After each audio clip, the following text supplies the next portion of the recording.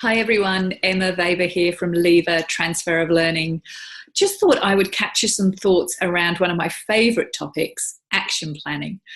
Now, action planning is, the way I see it, essential to learning transfer, and it's a first step in that process. So our methodology, 3 steps: preparation, action and evaluation, which is our turning learning into action framework.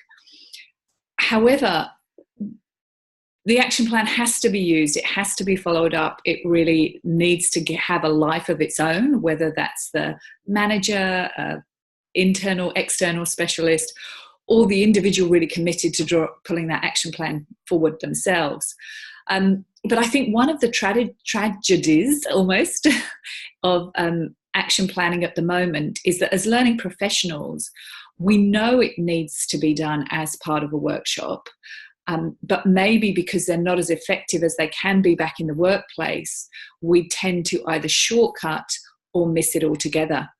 I was chatting the other day with a learning and development professional, very knowledgeable and very into transfer, and they sent me a few different examples of action plan templates they've used in the past and that they really love.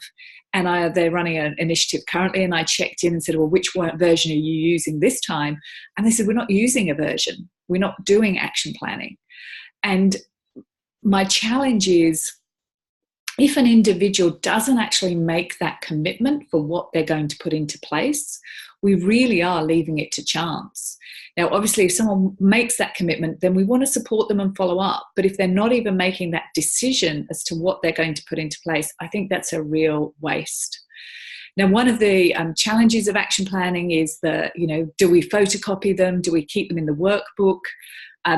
In my mind, if they're in the workbook, a workbook often gets put back on a shelf and then lost. This is why we've developed the free action planning tool at turninglearningintoaction.com. It is just the first stage in that learning transfer process, but it's a really great, easy way to have action plans distributed very simply. And the participant gets an option to put a manager's email address in or a buddy's email address in as to who else gets given a copy of that action plan, with a view to encouraging accountability. Happy to have your thoughts on action planning below, what you've seen worked, what doesn't work, but I just really encourage people, take your action planning seriously. Even in a half day or a 1-day workshop where people say, well, we didn't have time for action planning.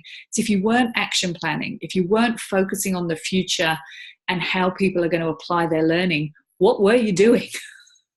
This is an absolute passion of mine. I know I can sometimes get overexcited by the whole idea of transfer and action planning, but just wanted to put that thought out there. Also, just to say, if anyone's wondering, the video behind me, yes, that is a picture of some upside down Wellington boots, or gum boots, I think, as we would perhaps say in Australia.